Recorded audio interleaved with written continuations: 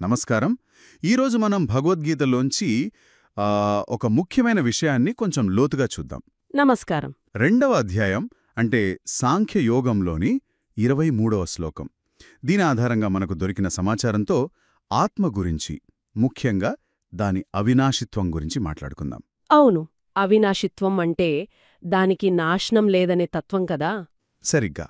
అసలు ఈ శ్లోకం ఆత్మ గురించి ఏమంటోంది, ఆ నాశనం లేని స్వభావం ఎలా ఉంటుంది, ఇదే మనం ఈరోజు తెలుసుకోబోయేది. అవునండి, ఈ శ్లోకం ఆత్మ యొక్క అంటే ఆ మూల స్వభావాన్ని చాలా స్పష్టంగా చెప్తోంది. మన దగ్గరున్న సమాచారం ప్రకారం ఇక్కడ ఆత్మ అంటే కేవలం జీవశక్తి కాదు, అది వ్యక్తి చైతన్యమన్నమాట. అంటే ఇండివిజువల్ కాన్షియస్నెస్సా? అవును, ఆ చైతన్యం. అది ఈ భౌతిక ప్రపంచానికి అతీతమైనది అని సూచిస్తోంది. చాలా ఆసక్తికరంగా ఉంది. సరే, ఆ శ్లోకం ఒకసారి చూద్దామా? నైనం చిందంతి శస్త్రాణి నైనం దహతి పావకః న చైనం క్లేదయంత్యాపో న శోషయతి మారుతః. ఆహా. దీన్ని కొంచెం విడమరిస్తే మొదటి పాదం నైనం చిందంతి శస్త్రాణి అంటే శస్త్రాలు, ఏ ఆయుధాలు కూడా ఆత్మను ఛేదించలేవు. అవును, కత్తిరించలేవు, నరకలేవు. అలాగే నైనం దహతి పావకః. పావకః అంటే అగ్ని. అగ్ని కూడా దీని కాల్చలేదు, దహించలేదు. మరి నచైనం క్లేదయంతి ఆపః. ఆపః అంటే నీళ్లు. నీళ్లు దీన్ని తడపలేవు, నానబెట్టలేవు. చివరిగా న శోషయతి మారుతః. మారుతః అంటే గాలి. గాలి దీన్ని ఆరబెట్టలేదు, ఎండబెట్టలేదు. అంటే ఈ ప్రాథమిక భౌతిక శక్తులు ఏవీ ఆత్మను తాకలేవన్నమాట. సరిగ్గా. ఇక్కడ మనం గమనించాల్సిందేంటంటే ఈ శ్లోకం ఆత్మకి, మన కంటికి కనిపించే ఈ భౌతిక ప్రపంచానికి మధ్య ఎంత తేడా ఉందో నొక్కి చెబుతోంది. నిజమే. మన శరీరం ఉంది, దాని కత్తి గాయపరుస్తుంది, నిప్పు కాలుస్తుంది. అవును, నీళ్లలో తడుస్తుంది, గాలికి ఆరిపోతుంది కూడా. కాని ఆత్మ వీటన్నిటికీ అతీతం. ఓ, దానికి భౌతికమైన గుణాల్లేవు, అది భౌతిక పదార్థమే కాదు. అంటే నాశనం లేకపోవడమే కాదు, అసలు భౌతిక నియమాలే వర్తించమంటారా? ఒక రకంగా అంతే.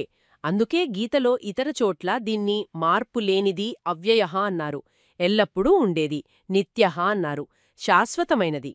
ఇదే ఆత్మ అవినాశిత్వం అంటే.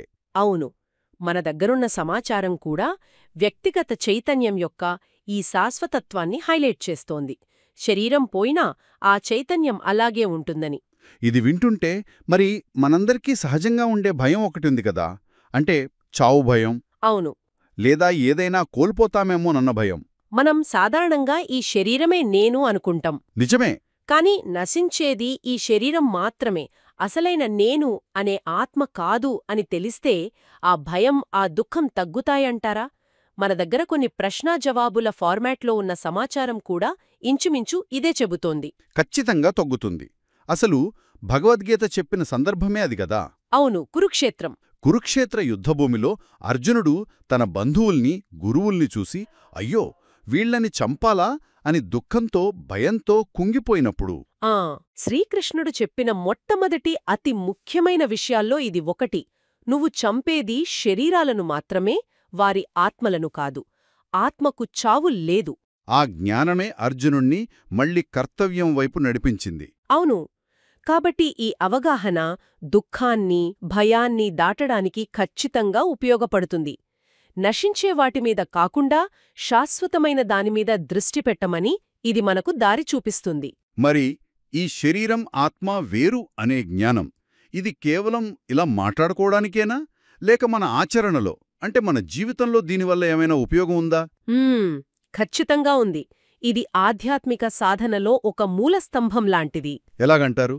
ఎప్పుడైతే శరీరం, ఈ బయట ప్రపంచం అశాశ్వతం, ఆత్మ ఒక్కటే శాశ్వతం అనే స్పష్టత వస్తుందో అప్పుడు సహజంగానే మనకు ఈ భౌతిక విషయాల మీద అంటే డబ్బు, పేరు, సుఖాలు వీటిమీద మోజు తగ్గుతుంది. అవును, వాటి వెంట పడటం తగ్గుతుంది.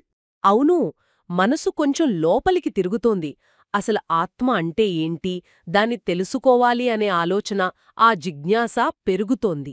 మన దగ్గరున్న సమాచారం కూడా ఇదే అంటోంది.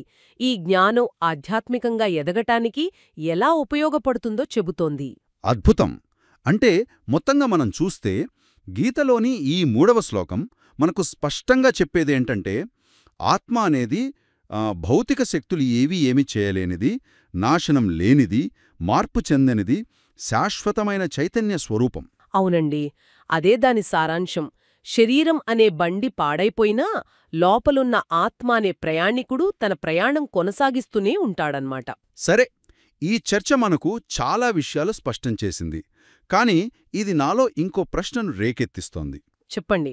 ఇప్పుడు మనం ఆత్మను ఆయుధాలు ఛేదించలేవు, అగ్ని కాల్చలేదు, నీరు తడపలేదు, గాలి ఆర్పలేదు అన్నాం కదా. అవును. మరి అలాంటప్పుడు దాని గమనాన్ని, అంటే అది ఎక్కడికి వెళ్తుంది, దాని స్థితిని, అంటే పునర్జన్మ లాంటివి, వీటిని ఏ అంశాలు ప్రభావితం చేస్తాయి? ఆ భౌతిక శక్తులు కానప్పుడు మరి ఏవి? బహుశా ఇది మనం ఇంకొంచెం లోతుగా ఆలోచించాల్సిన విషయమేమో.